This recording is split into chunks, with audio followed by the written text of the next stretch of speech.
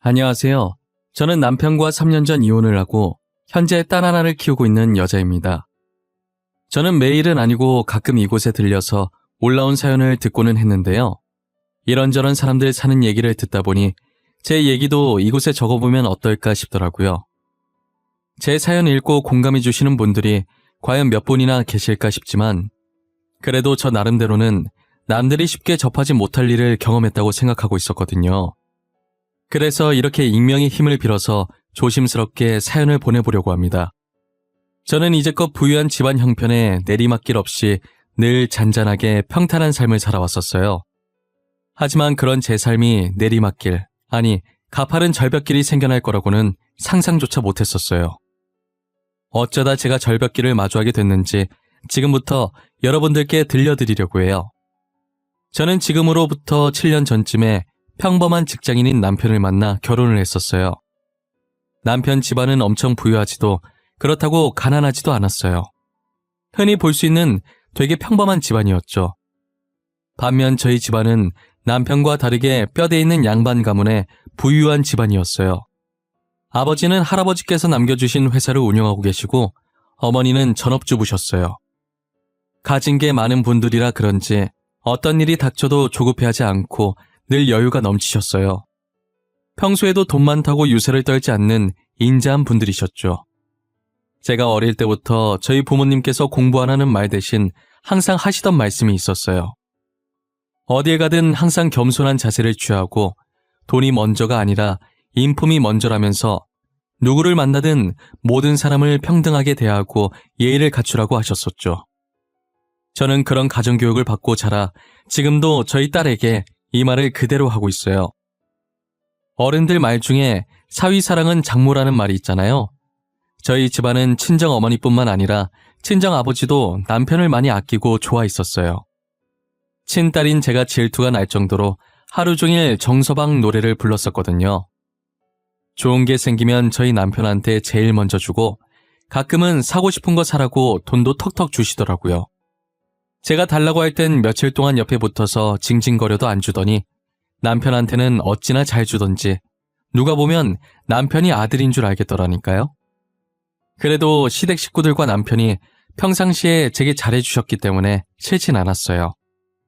오히려 부모님께서 저 대신 시댁을 챙겨줘서 늘 고마운 마음이 컸죠. 아버지는 늘 출장 갔다 오시면 남편 선물과 시부모님 선물을 사서 제게 챙겨주셨어요. 하나뿐인 딸 이렇게 점수 따서 이쁨 받아야 한다면서 말이에요.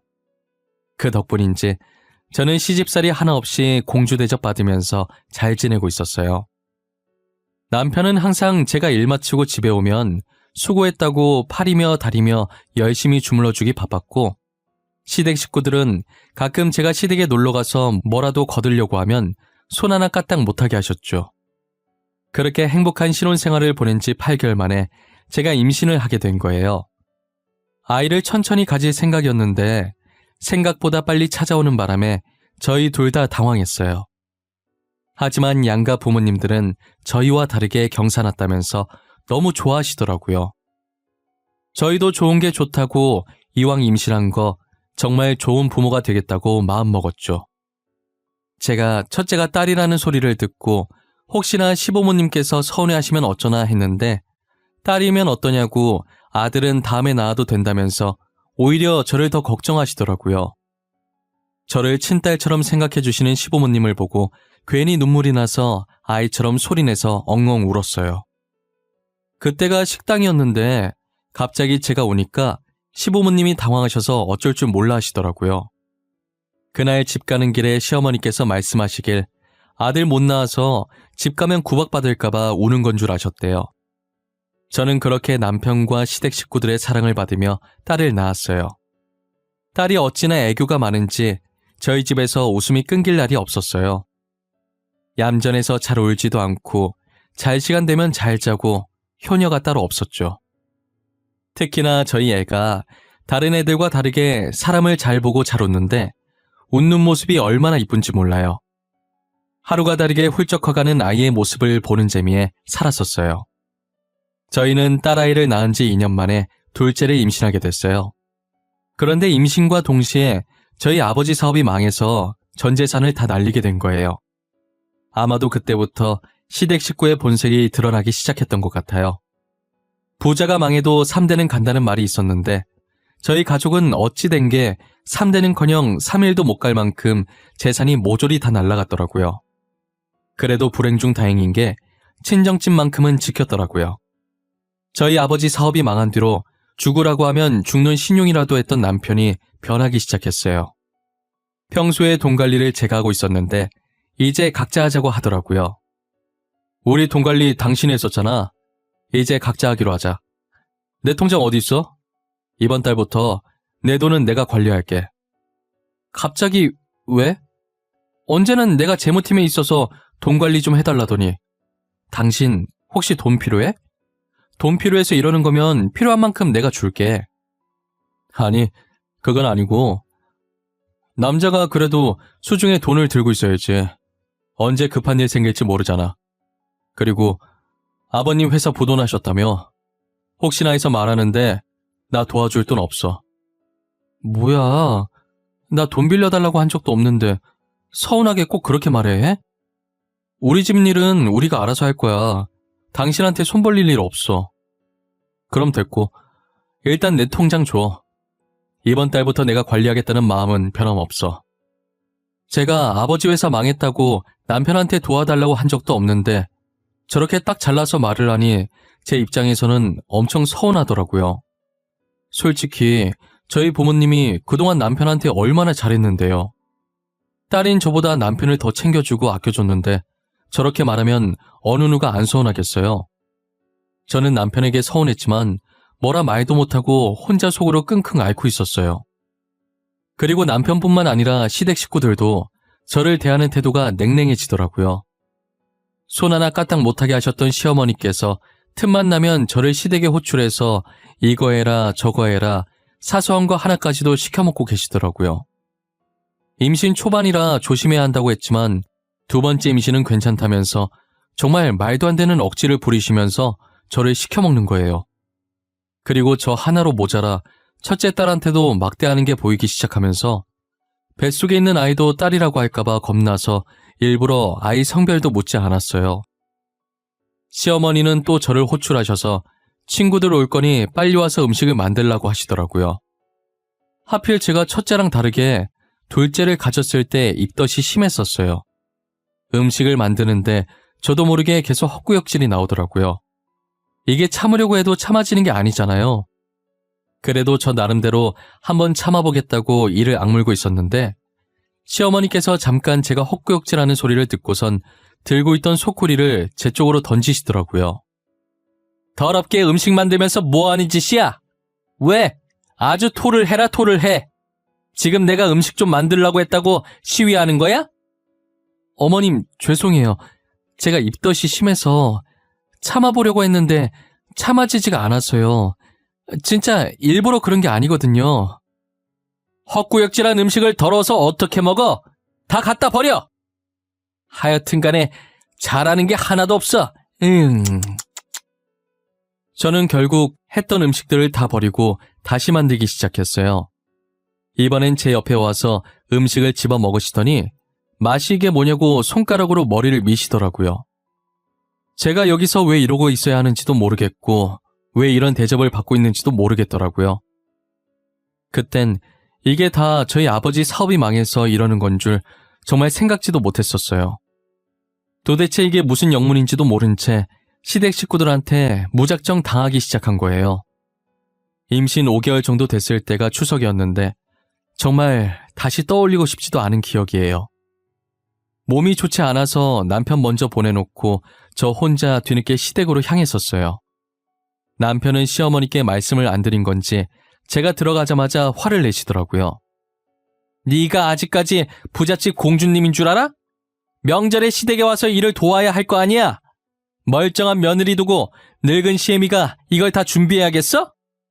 어머님 죄송한데 제가 몸이 안 좋아서 조금 늦었어요. 그리고 1시간밖에 안 늦었는데 그게 이렇게까지 화낼 일이에요? 당신 어머니한테 버릇없게 지금 이게 뭐 하는 짓이야? 그냥 죄송하다고 하면 끝날 일을 굳이 말 대답해야겠어? 당신이 아프다고 말만 해줬어도 어머님이 이렇게까지 화 안 내실 거 아니야. 내 말이 틀려? 내 말이 맞잖아. 아니다. 그냥 말을 말자. 싸울 힘도 없다. 너 지금 하늘 같은 남편한테 말버릇이 그게 뭐야? 너희 부모님이 그렇게 가르치셨어? 어? 어머님, 말 한번 잘 꺼내셨어요. 저희 부모님이 그동안 시댁 식구들한테 얼마나 잘했는데요. 기억 안 나세요? 그런데 어떻게 저한테 이런 식으로 하실 수가 있어요? 시어머니 입에서 저희 부모님 얘기 나오니까 순간 울컥하더라고요. 그동안 저희 부모님이 얼마나 잘해주셨는데 지금 시어머니께서 저한테 이러나 싶어서요.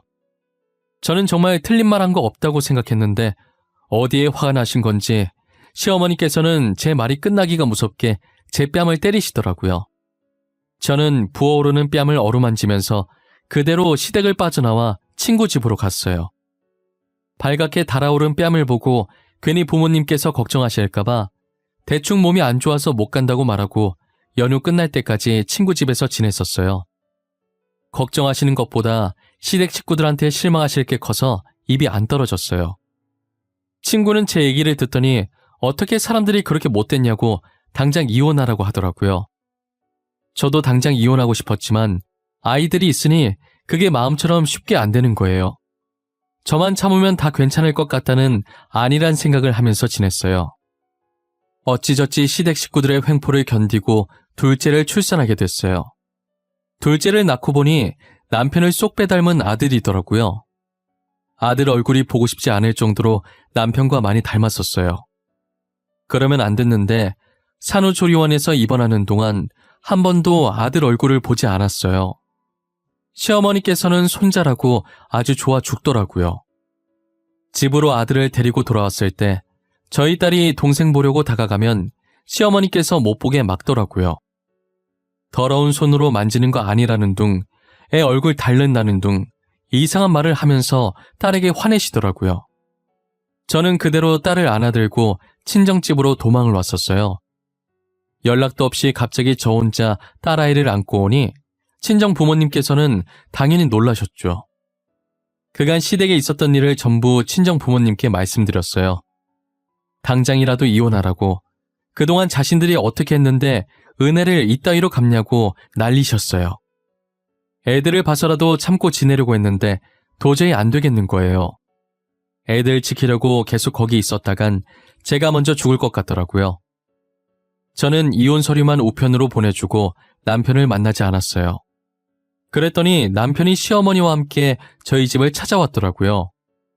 딱히 얼굴 마주하고 싶지 않아서 나가보진 않았는데 시어머니와 저희 부모님이 대화하는 소리가 들리는 거예요. 따님이 이혼 서류를 저희 집으로 보냈던데 알고 계십니까? 이혼 서류를 보내도 저희가 보내야지 무슨 이런 어이없는 경우가 다 있답니까? 저희 딸이 이혼 서류 보낸 게 왜요? 보내면 안 되는 이유라도 있습니까? 당신들이 뭐 잘난 게 있다고 저희 집까지 찾아오셨어요? 까놓고 말해서 사업이 망하고 이제 아무것도 없는 따님을 계속 걷어주면 감사하다고 해야죠. 감사하다고는 못할 망정 이혼 서류를 보내니 정말 저희 입장에서 황당하네요. 혹시 사돈께서는 입으로 똥 싸는 게 취미십니까? 누가 누굴 걷어줘요? 그럼 저희가 이제껏 쥐뿔도 없는 그쪽 아들 걷어준 건 생각이 안 나시나 봐요? 저기요 사돈, 제가 입으로 뭘 싸요? 지금 고개 숙여야 할 사람이 누군데 이러실까? 지금 저희가 사돈네들보다 위에 있는 것 같은데 안 그래요? 미안한데 이 집만 해도 당신들이 가진 재산보다 많아요. 저희는 손해볼 거 전혀 없는데. 어차피 이혼하는 건 애들 문제인데 언제까지 마마보이처럼 어머니가 나서게 할 건가 정서방? 뭐? 누가 마마보이라는 거야? 그리고 지금 당신 딸도 안 나오고 당신이 나서고 있잖아. 왜 나는 나서면 안 되는 건데? 어? 아우 시끄러. 저기요 아주머니. 아주머니께서 이때까지 저희 귀한 딸 괴롭혔다면서요. 지금까지 딸 혼자 당신들이랑 맞섰는데 처음으로 우리가 나서는 것도 안 되나? 시어머니께서는 빽빽 소리만 지를 줄 알았지 저희 어머니한테 한마디를 못 이기더라고요.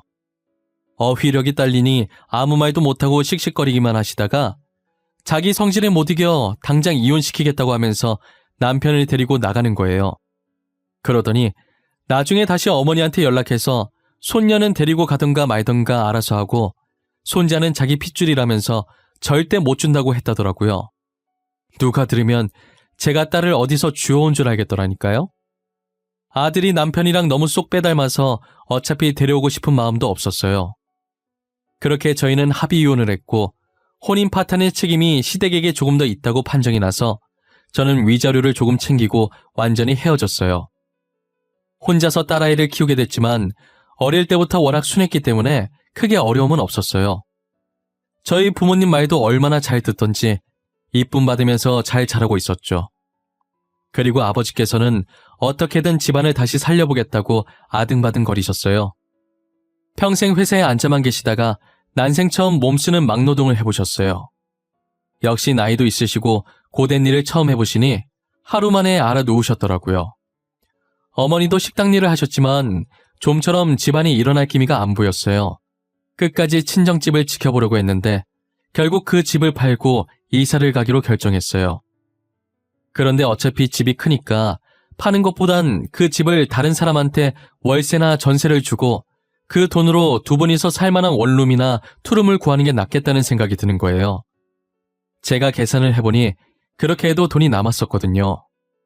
부모님은 제 말처럼 본가를 다른 사람에게 월세 내어주고 그 돈으로 투룸 월세를 구하셨어요. 그리고 저희는 이사갈 준비를 하려고 짐을 싸고 있었죠. 이삿짐 정리를 하는데 서랍 안에 자물쇠로 잠긴 낡은 상자가 하나 나오더라고요. 자물쇠 비밀번호를 알아야 하는데 아무도 비밀번호를 몰라서 결국 칼로 상자를 잘라버렸어요. 낡은 상자 속엔 상자만큼이나 낡은 땅 문서가 들어있었어요. 그것도 하나가 아니라 둘이나 들어있더라고요. 할아버지가 몰래 숨겨놓으셨던 땅 같았는데 명의를 보니 제 이름으로 되어 있더라고요. 문서와 함께 편지가 하나 있었는데 혹시나 집안이 망하게 될 때를 대비해서 제 이름으로 땅을 사두셨다고 적혀 있는 거예요. 할아버지는 정말 몇 수 앞을 내다보고 계셨던 건지 저희 부모님이랑 편지를 보면서 감탄했어요.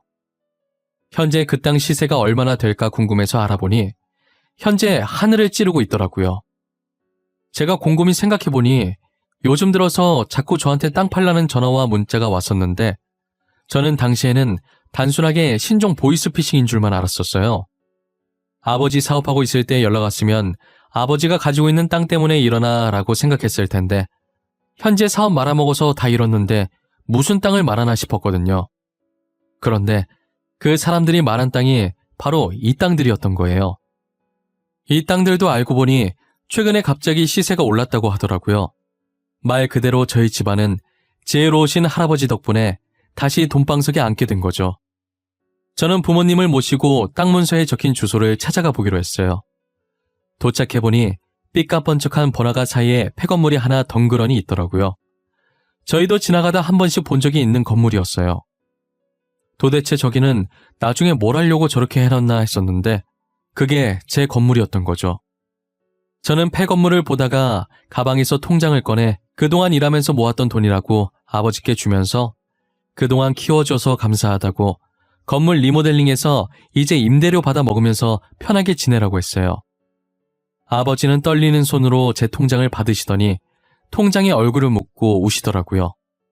어머니도 그 모습을 보고선 조용히 뒤돌아서 흐르는 눈물을 훔치셨어요. 우리 귀한 딸 코 묻은 돈을 내가 이걸 어떻게 받아? 돈은 또 언제 이렇게 모은 거야? 나 이거 못 받아. 절대 못 받아. 어떻게 모은 돈인데 내가 덥석 받아? 아빠, 그런 것 치곤 지금 너무 자연스럽게 아빠 손에 들려있는 것 같지 않아? 그냥 받아. 딸이 주는 선물이야. 그동안 이렇게 키워준 것도 고맙지 뭐. 그래. 일단 네가 나한테 그렇게 주고 싶다고 하니 받기는 할 텐데 언제 이렇게 모은 거야? 생활비로도 모자랐을 텐데. 아빠 딸 재무팀에서 일하잖아. 그래서 돈 관련된 건 엄청 철저한 거 알지? 쓸데없는 거 안 사고 모으면 그만큼 모을 수 있어. 그래도 나 하고 싶은 건 하고 살았다? 아버지가 너무 속상해하면서 오시길래 오히려 제가 더 덤덤한 척, 씩씩한 척 했어요.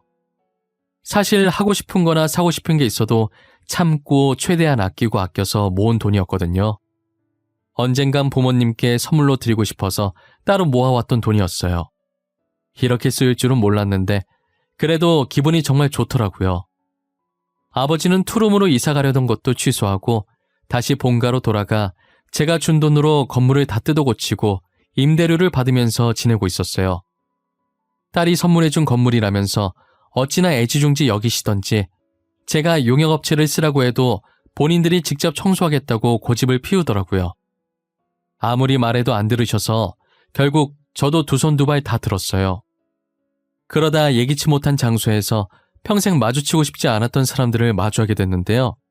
모두가 예상하셨듯 그 사람들은 바로 저희 전 남편과 전 시어머니셨어요. 그날도 어김없이 청소하러 나가셨다는 말에 같이 점심 먹으려고 부모님을 찾아갔어요. 제가 건물 앞에 거의 다다랐을 때 어느 한 식당에서 전 남편과 전 시어머니가 나오더라고요. 알고 보니 저희 건물 옆에 새로 생긴 식당이 전 남편 가게였어요. 저는 그 두 사람을 보고 멈칫했고 그들도 저를 보고 걸음을 멈추더라고요. 마침 저희 부모님께서도 청소가 끝나셨는지 청소용품을 들고 나오고 계셨어요. 드라마도 아니고 어쩜 그렇게 타이밍이 절묘한지 모르겠어요. 고무장갑을 낀 채 청소용품을 들고 나오는 저희 부모님을 본 전 시어머니께서는 한쪽 입꼬리를 올리면서 팔짱을 끼고 저희에게 다가오더라고요. 어머, 이게 누구야? 사돈, 아참, 이제 아니지? 아주머니께서 여긴 어쩐 일이세요? 이 건물에서 청소하시나 봐요. 혜지야, 어디서 개 짖는 소리 안 들리니? 똥개가 앞에 있나 왜 이렇게 시끄러워? 저기요 아주머니. 아주머니 가던 길이나 계속 가세요. 저희 아세요? 자존심은 여전하시네. 그쪽 꼴 보니 저도 아는 척하고 싶지 않아요.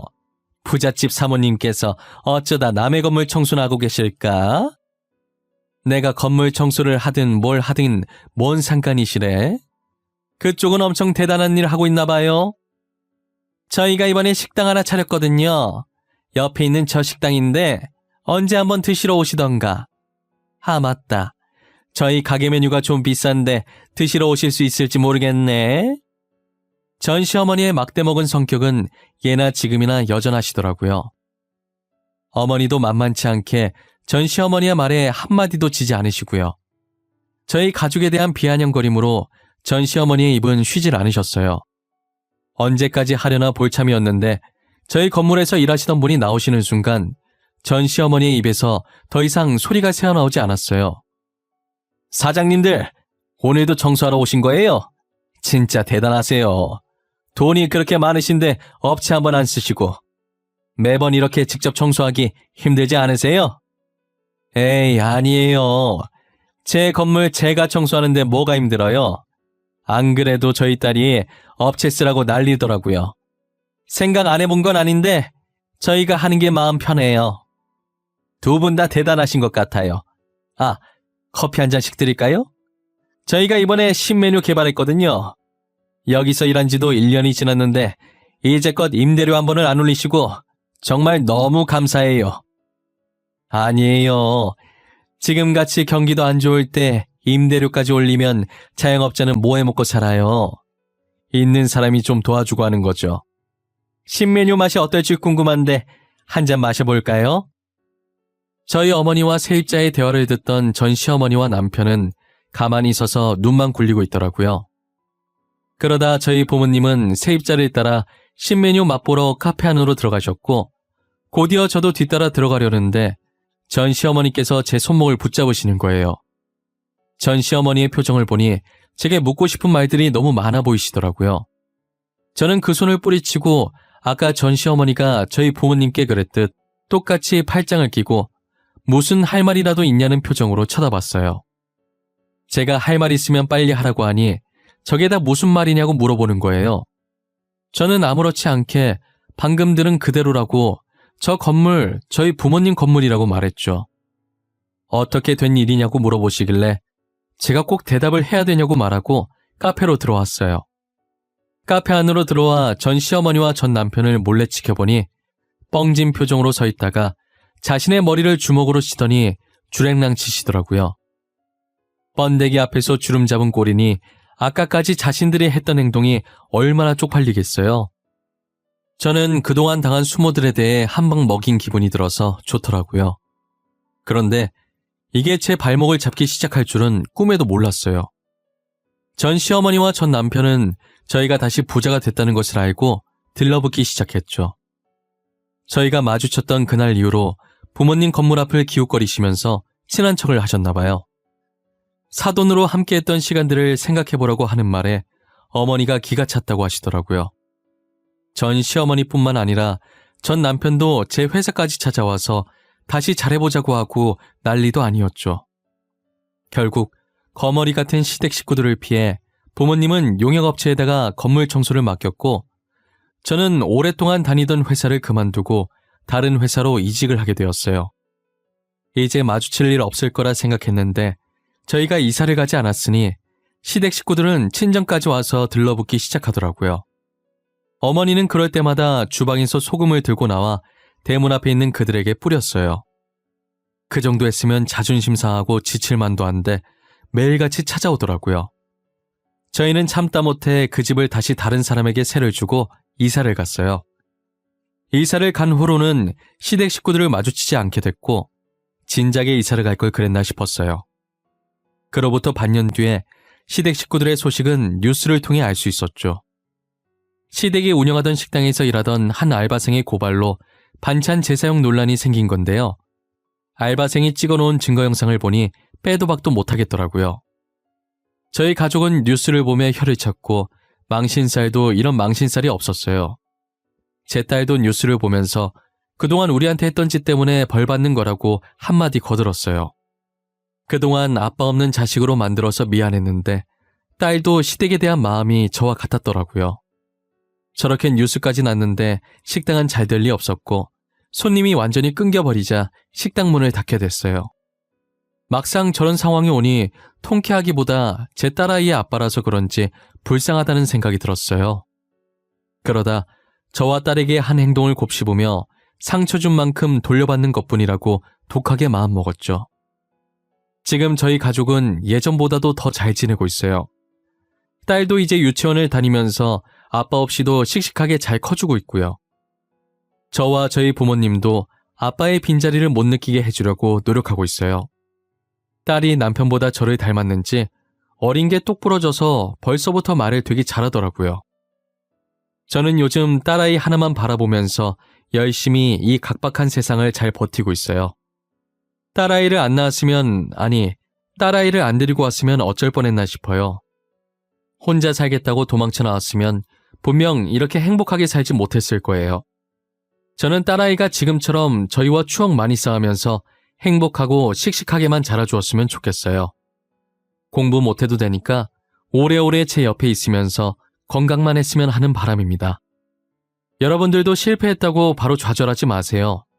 저희 가족처럼 언젠가는 정말 특별한 행운이 찾아올 거예요. 제 이야기는 여기까지입니다. 여기 계신 모든 분들이 행복한 꽃길만 걸으셨으면 해요. 제 긴 이야기를 들어주셔서 정말 감사하고 늘 건강하세요.